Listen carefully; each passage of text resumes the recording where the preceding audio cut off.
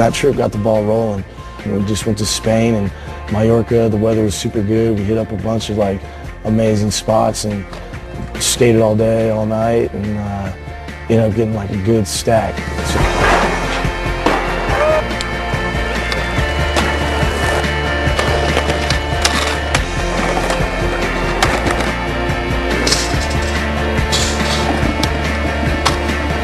It was really sick to have that whole crew there and just everyone skating around, like Lucas and JB. That first trip, it was good. It was a lot of footage from MJ, Lucas too. That's when he first started filming for it. It was small, Lucas. It was super small, no mustache, nothing. I was like a kid, you know, like just, alright, come with us in Barcelona, we're gonna film. Alright, just follow, you know. Like so psyched, you know, skate with all of those guys, like, yeah. That trip for sure solidified the idea. This is the beginning, like this is what I'm going to be doing, concentrating on for the next couple of years.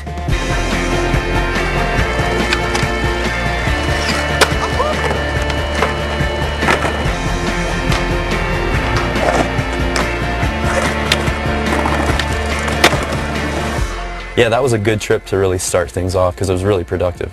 That trip, like Mark, definitely like set the precedent for what he was going to do for the video. I mean, he also set the precedent for like how, what his mindset was going to be while he was filming for the video. Like definitely, damn, this dude, like, he parties. Tito, wine gums, Makba, it's probably like 1 in the afternoon. And yes, I've been drinking some wine. There was definitely like some tension at times on that trip. It was a little serious, like, hey, we're supposed to be filming, you know, we're not like doing demos, like we're here to film. So there was a little tension maybe when some people weren't taking it very serious or something. There were definitely awkward moments on that trip. You know, when you put a group of people together that never really been together before, it takes a minute to like work out the kinks. When you have like that dynamic, you know, maybe excessive drinking and like people like just worrying about people, it definitely creates some tension, you know. And I think, I don't know, that might have had some like a little bit to do with like the stress level that was involved.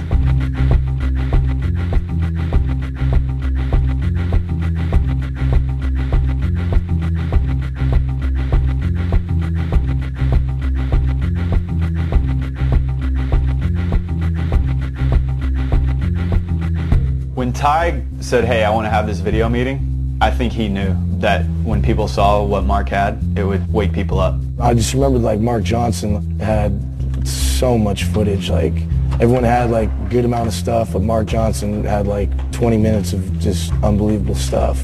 Everyone's parts were like kind of quick hitting, you know, good parts, but then it was like, and Mark was just like going on. We were like eating pizza, like, this guy's part's still going? Like, geez. This is going to sound weird, but it was kind of embarrassing, you know? Almost like you're sitting there on the couch and you're just like, oh, rad, I'm that guy. I'm that dude. I'm the prick. Oh, it's like, you know, oh, yeah, dickhead over here has 6 minutes of footage and I only have, you know, 15 seconds or whatever. Like, rad, thanks, dick. The amount of footage he had was equal to everybody else's put together at that first viewing. And I think I remember all of us walking out like, what the fuck? We really got to get it together because MJ's got like 4 parts. At that point too, I think they were already saying like, yeah, the video's coming soon, you know, we only have a few more months, like here it is, here's your part. If you don't like it, then, you know, you need to step it up and change it, you know, so it was like definitely to get us hyped and put the pressure like, here it is and it's coming soon. I feel like that was definitely a turning point. I think that's when people were like, okay, if I'm gonna stand out in this video, like I gotta start doing it. Some plans were made and rice was thrown, a house was built, a baby born. How time can move both fast and slow amazes me. And so I raised my glass. It was one of those things, like, whenever you'd think about it, it'd be like, dude, where's Guy? You know? That'd be like one of the questions I would ask, like, from time to time, like, because he's always been one of my favorites. Hold it in your hand. It won't bow to your demands. There's no difference you can make. There's no difference you can make. And if it seems like an accident, a collage of senselessness, you weren't looking hard enough. I wasn't looking hard enough. Hey.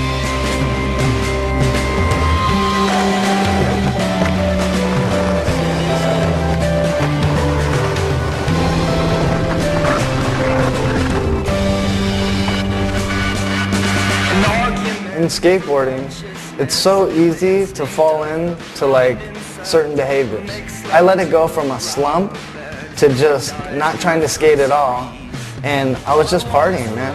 And it started off with like, you know, going to clubs every week, the weekdays and the weekends, and that turned into dive bars.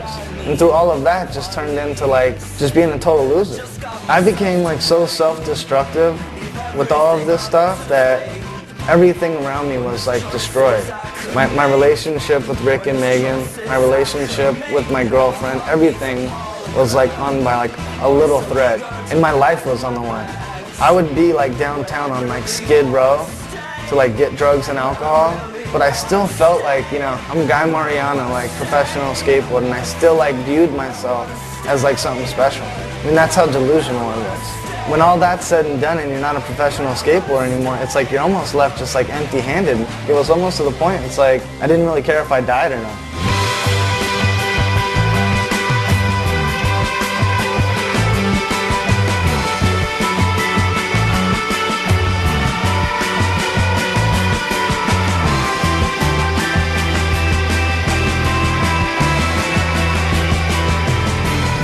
He's the only guy that we've been waiting for. There's only one, and that was Guy Mariano. And then when Rick dug him out of wherever the fuck he was, that's nice of him. That's what a friend would do, and that's what the world needs, is more people that would fucking help you out when you're down. And that's fucking true till death. If somebody's down, help them out. And he made it. Addiction is a powerful thing, and a lot of people die from it, you know, and for him to have that opportunity again is really special. I just think he had a long time to think about his life and stuff, and he just kind of realized he was always better off riding a skateboard. I mean, I didn't know what to expect, but it was definitely like, he's back in skating where he needs to be. We've all missed him type thing, you know, like skating has missed him. I had so much going on in my mind, and I was so confused and I was so lost, is that the only place where I felt comfortable was on my skateboard. And while I was actually doing a trick on my board, I wasn't thinking about, am I going to try to skate? Am I going to try to work? Am I going to relapse? I wasn't thinking about all this stuff, and it's where I found my freedom. And I remember one day I did like a fake E50 fakie flip, and it was this little thing inside of me that had some hope. And I was like, well, what if I just tried it one more time? Word started to get out like, hey, guys skating again. I think he even started having, you know, some photos started coming out. And when that happened, Rick said, you know, what do you think? Should we try to do something good, like work towards him getting a shoe? He offered it to me, and he said, look, like, we're just finishing this video fully flared. And he's like, all you'd have to do is like, you know, go out and get a couple of clips. And I was like, dude, this is right up my alley. And it's a good excuse that why I don't have a full part is because I just got on the team and I'll have a couple of clips in it. You know, he had a pretty bumpy road, and once he got off that bumpy road, skateboarding was there for him, you know? I said, hey, I'm not putting this video out until you have a part. The conversation went quiet for a little bit. Like, I was probably like looking out the window like, dude, this dude's crazy.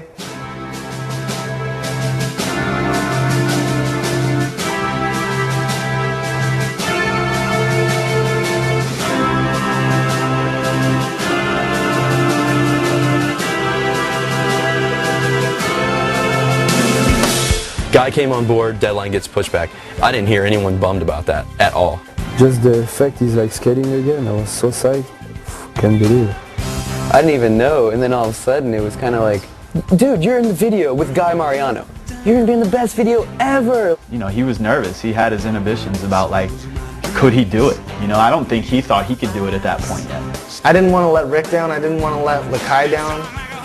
My whole thing is I just didn't want to let anybody down. He was a natural, there's no question about that, and I thought he just had the ability to step back on his board and get it done, you know?